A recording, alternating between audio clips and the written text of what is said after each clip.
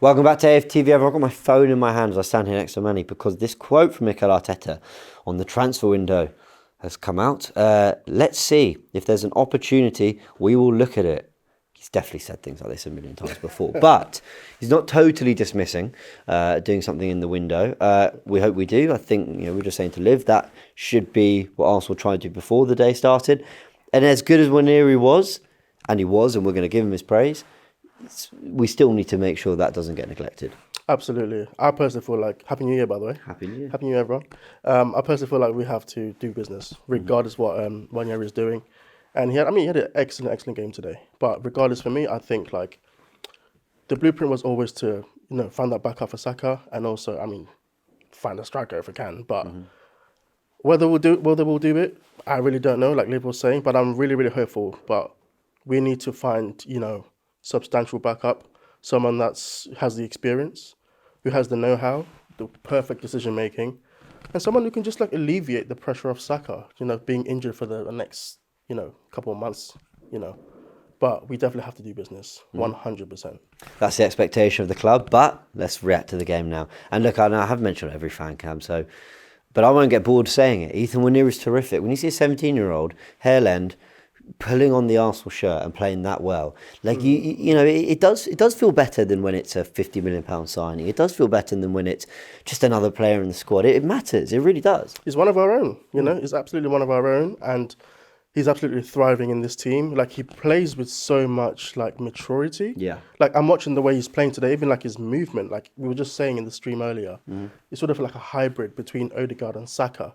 He has that, close ball control, but he also has that burst of pace as well in the first 5 yards. And just the way, conducts play. And then his left foot is a way to, is able to cut in on that left foot as well. And again, decision-making. For a 17-year-old kid, I say kid, he's playing like an adult. It's absolutely incredible. He's a kid. He's a kid, to be honest. But his decision-making is absolutely incredible. And I think he can only, improve with time. And it just shows, what Arteta spotted a couple of years ago when he was giving the debut at a young age. People saying, "Oh, he's just doing it for this, he's just doing it for that." No, he actually saw something in Nwaneri, and now he's bearing fruit. And it's only going to evolve and get better with time and with experience and with minutes. Yeah, totally and utterly agree.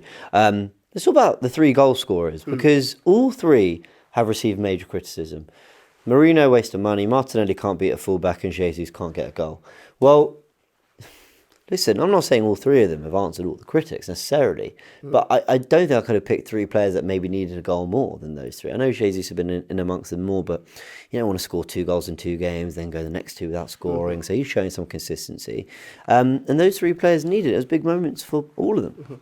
I think you hit the nail on the head there. And to be honest, if you see a lot of the times when, players get a goal, you can see what it means to them by the celebration. Yeah. It just seemed like it just alleviated a lot of pent up stress, frustration, and I'm just giving I'm hoping that's gonna give them a boost of confidence now going forward. Yeah. Martinelli, we've been, was umming and ahhing in the stream earlier, saying, should he even be starting this game? Should it be Trossard instead? Marino, like you were saying as well, a bit of frustration since he's coming to the new league. The tempo might be a bit faster than what he's used to, but that goal will give him, the world of good. Yeah. And Jesus, He's finding the goals. He's a number 9. He's a number 9. His job is to actually score goals before anything else. And I know sometimes we always say, he's great. He's a great footballer in general. He's a great footballer and he's an absolute handful. But I want my number 9 to be putting that ball in the back of the net. Yeah. That's what I want. Someone that is clinical, that's a killer, just has conviction with the shooting and finishing. And that just has a great conversion rate. But that goal will do him another world of good as well, going forward for the next couple of games that we've got coming up. Yeah. Totally agree. A goal where we needed one. Fair play, Gabriel Jesus. Final question. I've asked a few other people. Yeah. Silverware this season, yes or no? Let's have it. Yeah. Love to see it. Love to see it. Again, let us know your thoughts in the comment section below. A lot of us are starting to think, I know it's 1 game into 2025, needs to be the year that we lift some silverware. Big thanks, Manny. Catch you all in a bit.